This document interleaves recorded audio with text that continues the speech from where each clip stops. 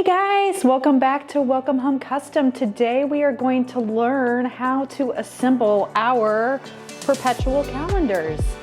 Let's get started.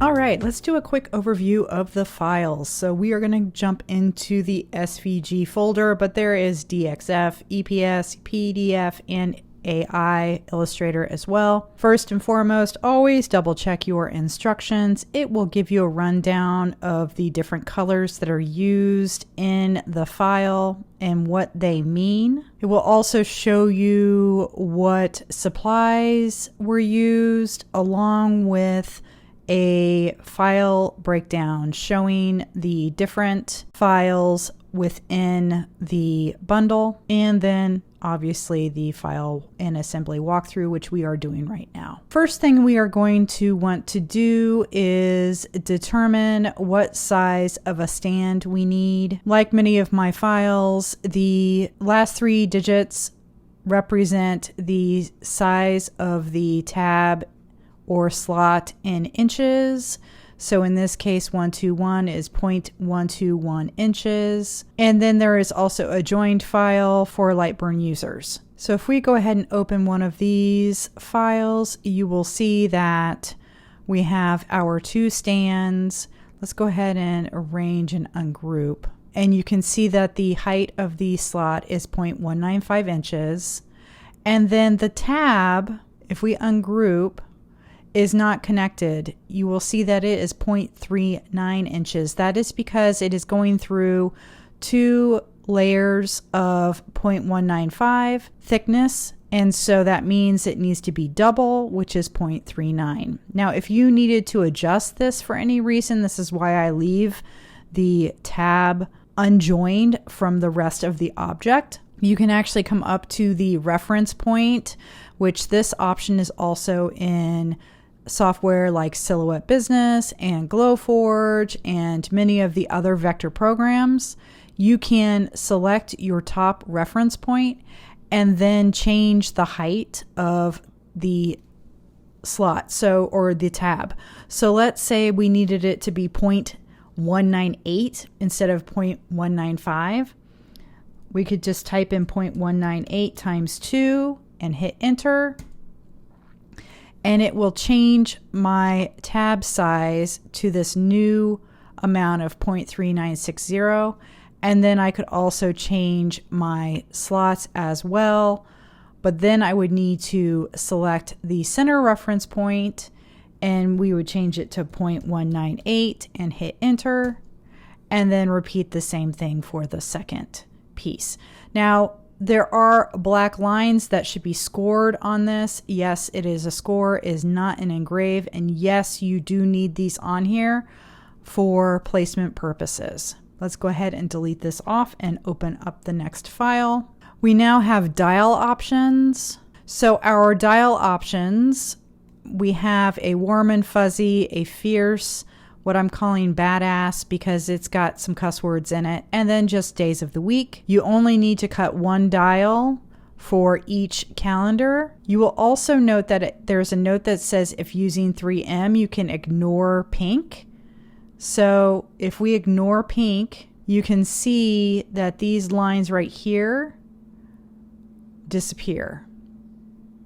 Now, if you're gluing, which I don't actually recommend gluing for this project, it's going to be a bear. But if you do need to glue, you can just cut the pink and the red at the same time, and you do not need to cut that extra file. So ignore if using 3M or double-sided adhesive.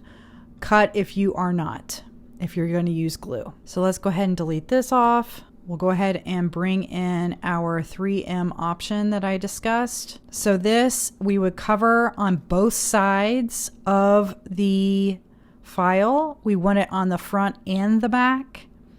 And again, this is if you are ignoring the pink in the dial file. And then last but not least, we have our overlay options. And these are your 3 different options that you can glue on the top. You can also resize these if you wish and use these for different door signs or rounds. You can use these graphics to make a lot of cool products. So that is it. Let's go ahead and jump into assembly.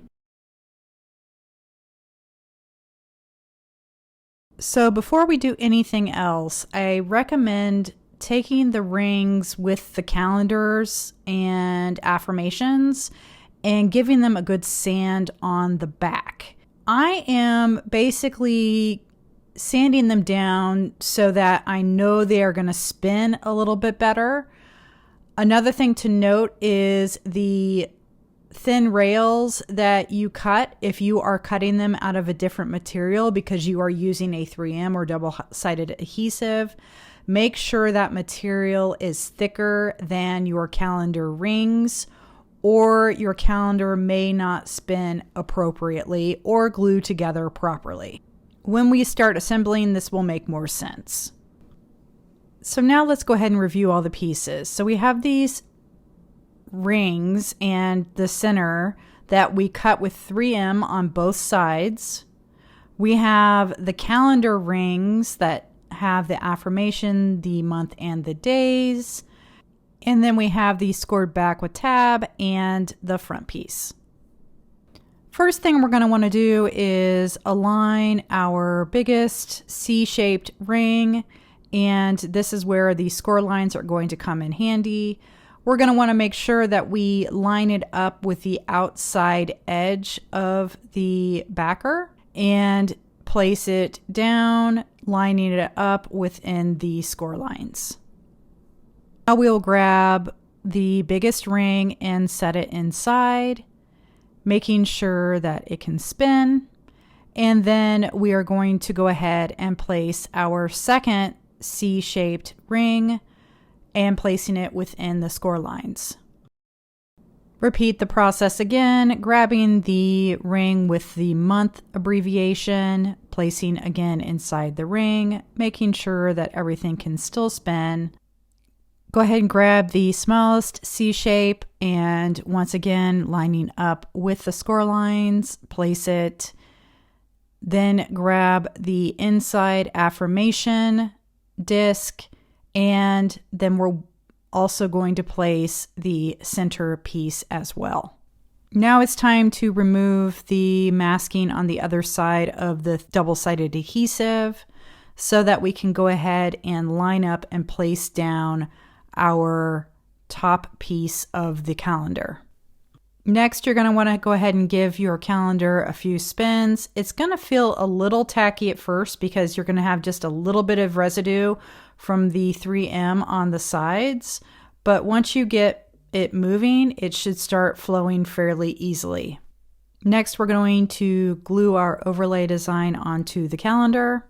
I'm just going to use some Titebond wood glue, dab a little bit of the glue onto the back of the overlay and place it down. Last, we are going to go ahead and grab our stand. Sorry for the camera angle, I got a little out of whack, but you're going to want to grab the smaller slotted stand first. That goes on, and then the bigger and longer stand goes on second, and that is your finished calendar. All right, guys, that's it. Hopefully you found this tutorial helpful. Make sure to subscribe and check out more of my tutorials just like this. Thanks so much.